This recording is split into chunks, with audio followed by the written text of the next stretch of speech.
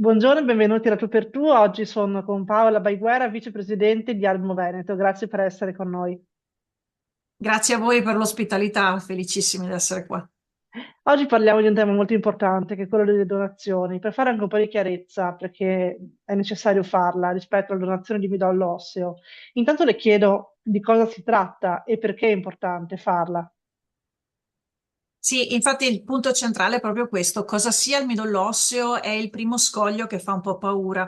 Parliamo delle cellule che producono il sangue all'interno delle nostre ossa e non parliamo di midollo spinale che è tutt'altra cosa. Quindi già questa informazione è quella che ADMO si impegna da oltre 30 anni a portare a tutte le persone. In particolare poi ci rivolgiamo alla platea dei più giovani, quindi nella fascia d'età tra i 18 e i 35 anni, per andargli a spiegare che le loro cellule sono così importanti che potrebbero salvare una vita. Facciamo proprio la cronistoria di quello che accade. Se uno di noi si ammala, vuol dire che le cellule non lavorano bene o non rispondono bene a quello che è il normale, funzionamento. Si va incontro alle terapie e se queste terapie non sono efficaci, si va incontro a una malattia che potrebbe richiedere un trapianto di midollo osseo, cioè la sostituzione delle cellule che non lavorano con le cellule più performanti, sane. Il problema sostanziale però è che per fare questo trapianto, quindi sostituire le cellule, bisogna avere un'altissima compatibilità genetica. Quindi io devo trovare il mio gemello genetico là fuori nel mondo.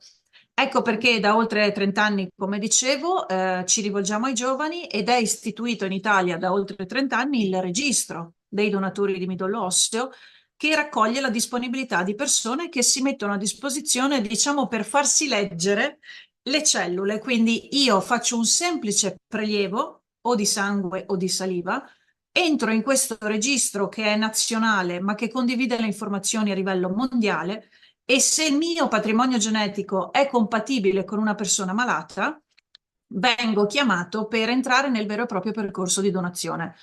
Do qualche numero, Ecco, se spieghiamo prima posso. i numeri, certo che poi il percorso di donazione, di nuovo, non è doloroso, diceva prima, non è midollo spinale, Assolutamente quindi no, non c'è assolutamente da no. avere paura rispetto a questo. Proprio ricordando che il midollo osseo non è il midollo spinale, già sgombriamo il campo dalla paura di rimanere paralizzati, che è la cosa, cioè tutti istintivamente si toccano la schiena quando parliamo di trapianto di midollo, invece no, è un procedimento tra l'altro medico, quindi avviene sotto la supervisione di professionisti che ovviamente non metterebbero mai a rischio la salute di un donatore volontario, anonimo, che gratuitamente si mette a disposizione, perché abbiamo già il ricevente che sta poco bene e già ci basta. Assolutamente i donatori, esattamente come i donatori di sangue, sono donatori perché stanno così bene e continuano a stare così bene che possono donare una parte di sé in totale sicurezza e continuare a stare bene. Questo è l'obiettivo di tutti, seguono la stessa legge trasfusionale. Dicevo qualche numero, ogni anno in Italia si ammalano circa 1800 persone. La compatibilità genetica di cui parlavo prima è di 1 a 100.000. Quindi noi dovremmo avere iscritte tantissime persone per andare a coprire quel 1800. Oggi in Italia, nel registro italiano, ci sono circa poco più di 500.000 persone. I conti non tornano. Ecco perché la nostra attività giornaliera è per informare, per sensibilizzare. In questo periodo siamo anche molto attivi con la campagna Panettoni per cercare di arrivare in ogni casa in modo due volte buono, come diciamo noi, per raccogliere i fondi per le nostre attività, ma anche per sensibilizzare. E questa è la prima fase, il primo step di aumento effettivo di numeri di persone disponibili. Quando In siamo tornati con Veneto quel come match, con siamo? quell'uno su 100.000, Chiedo in scusa, in Veneto Veneto come siamo siamo? siamo molto bravi perché io le posso dare i dati del 2023 dove siamo stati insomma la seconda regione per donatori effettivi, nel senso che l'anno scorso in Veneto sono state 96 le donazioni effettive, che sono un numero bellissimo.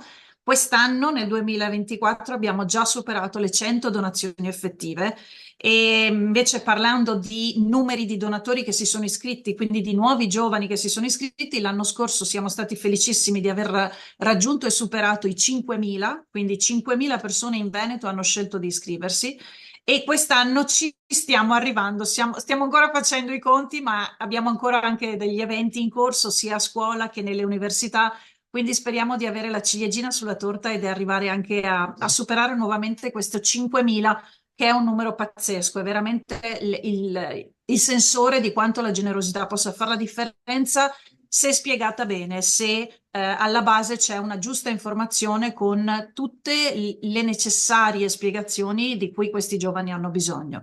Ecco, Un sentivo parlare accenno a di quella che tipi... è Prego, prego.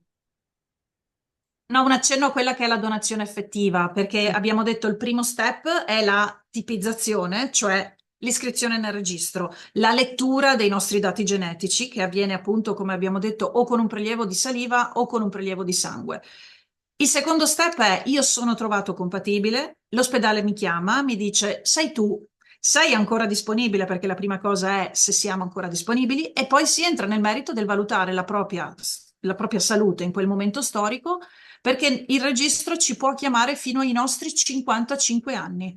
Quindi il tempo di permanenza nel registro è piuttosto lungo e per fortuna, perché questa compatibilità a volte ha bisogno di parecchi mesi per essere trovata, e in quel momento si entra nel vero e proprio percorso di donazione, che può avvenire in due modi.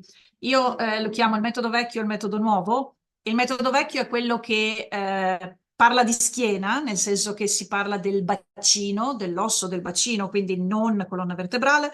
È un intervento chirurgico che avviene in anestesia e si svolge proprio con il prelievo dall'osso del bacino, cioè dal luogo naturale dove queste cellule si trovano.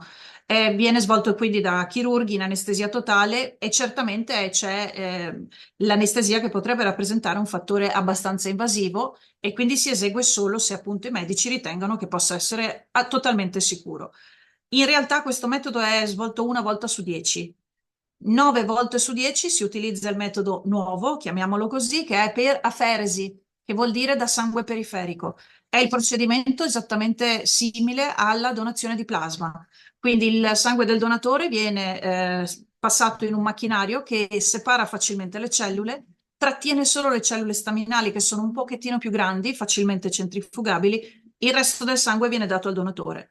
Questo è un procedimento quindi che non richiede assolutamente anestesia, è molto più tranquillo, è però più lungo perché il sangue che deve defluire ci mette un po' più di tempo e richiede, questo è il dettaglio diverso, richiede l'assunzione per 5 giorni di un enzima, una stimolazione delle cellule sia in numero che in mobilità, in maniera che le cellule escano in questi 5 giorni di assunzione, escano dal loro sito, dall'osso, entrino in circolo nel sangue e vengano facilmente prelevate dal braccio.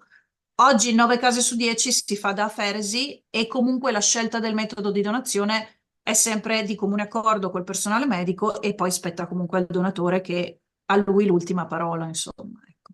Ai nostri ascoltatori che sono stati convinti da questa spiegazione, cosa diciamo, come si può diventare donatori, a chi ci si rivolge? Che le caratteristiche principali sono avere una buona salute, peso minimo di 50 kg e un'età compresa tra i 18 e i 35 anni per fare questo prelievo, sangue o saliva che sia, sul nostro sito www.admoveneto.it c'è la pagina Iscriviti dove si può precompilare un form e noi vi ricontatteremo per fissare il vostro appuntamento.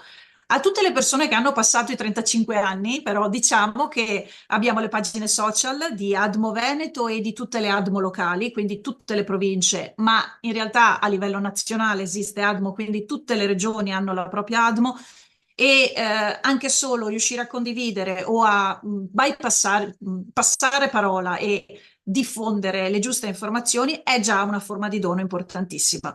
Chi volesse informazioni ci può scrivere quindi sui social, sul nostro sito, rispondiamo a tutti e non vediamo l'ora anche di avere nuove collaborazioni, nuovi partner, nuovi amici che ci sostengano.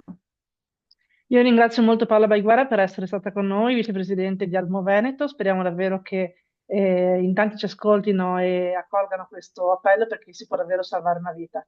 Grazie e a presto. Grazie a voi dell'opportunità, grazie davvero.